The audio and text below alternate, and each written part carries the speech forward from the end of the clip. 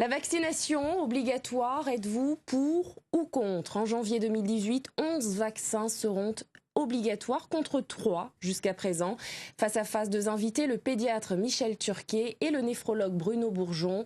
Messieurs, bonsoir. Vous allez pouvoir discuter, argumenter. Vous avez des opinions très différentes sur la question.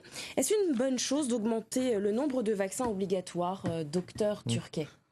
D'abord, en préambule, je ne pense pas qu'on ait des opinions très, très divergentes.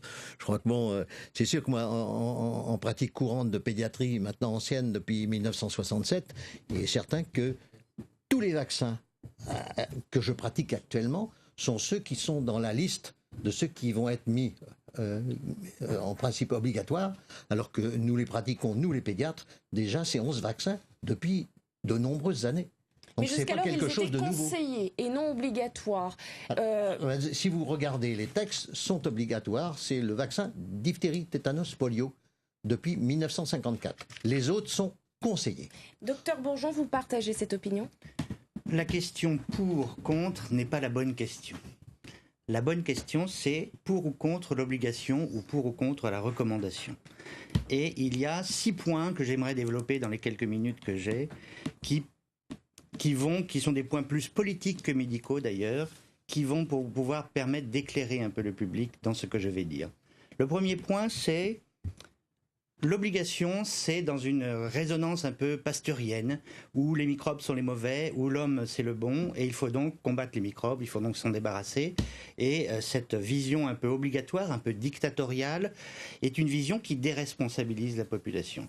Le deuxième point, c'est le paternalisme, qui dit « moi je suis le docteur, il faut vous vacciner, vous n'avez pas à discuter là-dessus, et donc vous allez être vacciné ». Le troisième point, c'est ce que font nos voisins.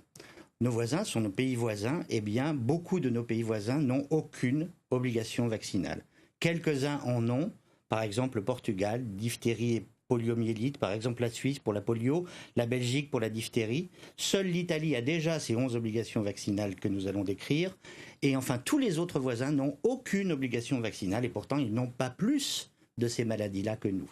Ils ont simplement des recommandations. Il faut responsabiliser les Français, docteur Turquet, sur cette question de la vaccination. Moi, de la pratique courante que je peux avoir, je n'ai aucune difficulté pour proposer aux familles les vaccins qui sont dans notre calendrier. Actuellement, c'est les 11 vaccins.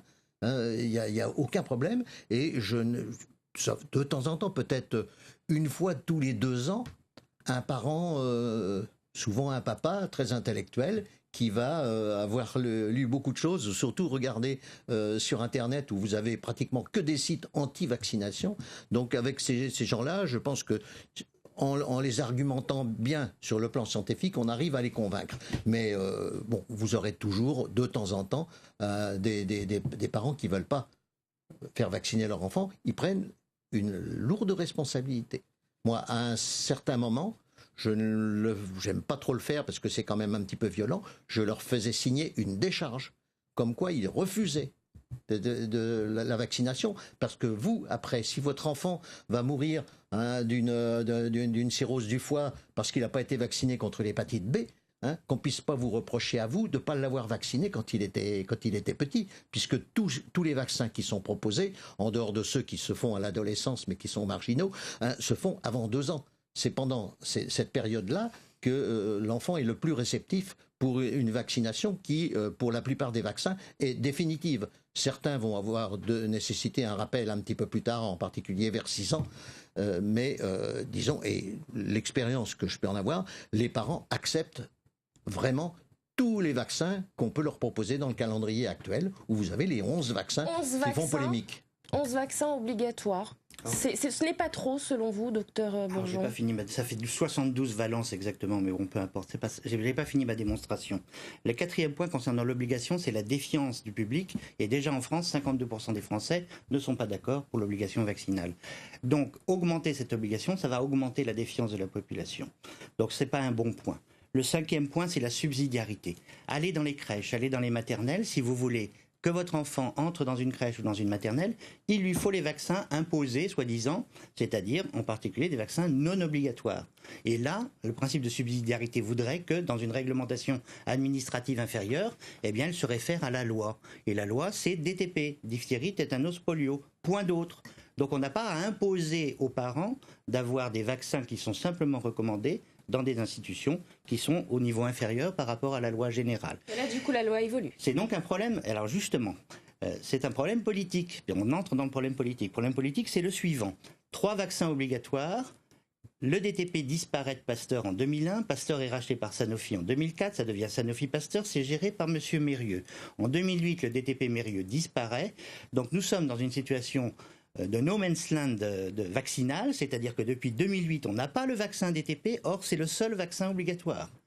Donc on est obligé de faire les autres vaccins, ça nous oblige à faire les autres vaccins pour avoir le DTP. C'est un vrai scandale sanitaire. Pourquoi fait-on ça ? Pourquoi allons-nous jusque-là ? Si c'est ça, monsieur Turquet, je suis désolé. Vous êtes pas d'accord ? Alors attendez, je finis.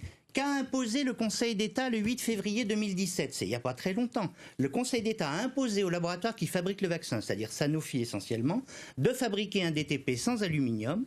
Ils ne l'ont pas fait parce que le Conseil d'État rajoutait, à moins que d'ici là la loi ne change, et oblige d'autres valences vaccinales. Et c'est justement ce dans quoi Agnès Buzyn est rentrée. Agnès Buzyn, c'est l'épouse d'un camarade à moi avec lequel j'ai travaillé 3 ans à l'hôpital Henri Mondor.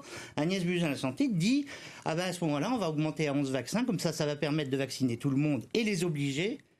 Le problème, c'est qu'on est dans cette obligation vaccinale et que c'est une imposition politique. Agnès Buzyn a été au conseil d'administration de BMS et d'autres laboratoires. Et Alain Fischer, il y a un conflit d'intérêts, Alain Fischer, qui est son conseiller immédiat, c'est le conseiller vaccinal du gouvernement, a eu le prix Sanofi Pasteur. Donc il y a un conflit d'intérêts. Et puis Serge Weinberg, qui est le directeur de Sanofi, c'est un copain de Macron. Voilà, conflit d'intérêts.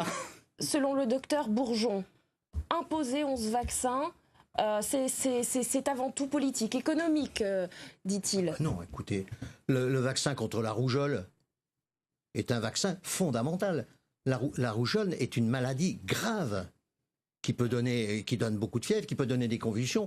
Pourquoi vous rigolez, docteur Bourgeon ? La rougeole n'est pas une maladie grave. Surtout qui peut donner à distance, c'est-à-dire plusieurs années après, des encéphalites, soit mortelles, soit qui vont guérir avec des séquelles effroyables. Ça, on ne le dit pas. Hein, le dernier cas de rougeole en Europe occidentale, c'est cette année en Suisse, c'est chez quelqu'un qui a été vacciné par l'Aurore. Je n'en dirai pas plus. Non, il y a eu d'autres cas. Il y a eu une petite épidémie de rougeole en Alsace il y a 2 ans. Oui, à la dernier cas à la frontière allemande.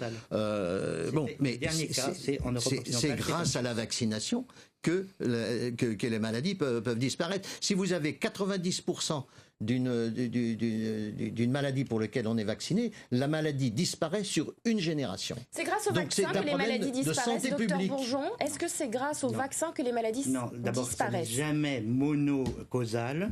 La poliomyélite, on en avait discuté en salle d'attente. La poliomyélite a commencé à s'améliorer sur le plan de l'incidence et de la prévalence en France 5 ans avant l'obligation vaccinale contre la polio en 1964. Dès 1957, il y avait une chute de l'épidémie de poliomyélite. Tout ça parce qu'on savait comment la poliomyélite apparaissait, comment elle était transmise, par transmission orofécale, donc par la saleté, par les mains sales, par l'eau boueuse, par etc. Ça, on le savait. Donc on a dit la population, on les a éduqués, on les a informés et la poliomyélite a commencé à disparaître. Le vaccin est venu en rajouter une couche, mais il est arrivé après. Donc rien que pour ça, la médecine que je pratique est une médecine holistique, c'est une médecine qui englobe tout, à la fois l'environnement, l'état psychologique et physiologique de l'individu et le germe éventuellement responsable de la maladie. Tout ça, c'est un melting pot dans lequel la maladie apparaît ou pas, selon les états antérieurs. Et donc, pour la polio, c'est la même chose.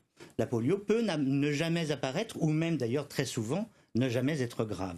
Car en fait, la polio, c'est 5 morts par million d'habitants lorsqu'il n'y avait pas la vaccination. La polio, 5 morts par million d'habitants. Pourquoi vacciner finalement contre cette maladie ?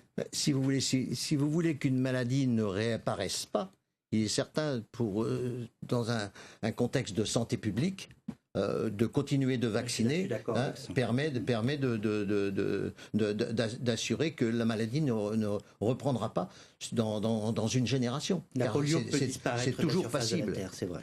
La polio c'est toujours possible. Merci beaucoup, messieurs. Vous n'avez pas fini. Non, je voulais juste vous dire que je vais faire dans les 3 mois qui viennent plusieurs conférences sur ce sujet. Là, mon PowerPoint est déjà prêt, il est devant moi. Et ce PowerPoint, ces conférences sont évidemment à la portée du public. Et je vais expliquer aux gens, je vais les informer, je ne vais pas les paternaliser, je vais les informer pour leur dire voilà ce qui vous attend, voilà ce qu'il en est, voilà les risques, voilà les objectifs. Mais en aucun cas, l'obligation n'est une réponse pour moi. Merci. Et je me permettrai quand même de dire à vos auditeurs de se méfier d'Internet, car c'est un site qui peut être dangereux, où n'importe qui peut écrire n'importe quoi. Merci. Par ailleurs, on l'a compris, vous l'avez dit. On a parlé beaucoup de l'aluminium. Oui. Il est certain que c'est un adjuvant qui permet au vaccin d'être efficace pendant plus longtemps. Et l'aluminium, vous en consommez tous les jours dans votre alimentation normale. Donc c'est un faux problème. Merci beaucoup, messieurs, d'avoir débattu ce soir sur cette question de la vaccination. Et Souch a été inspiré par notre thème. Regardez son dessin. Visiblement, les bébés sont bien trop petits, selon Souch, pour recevoir autant de vaccins.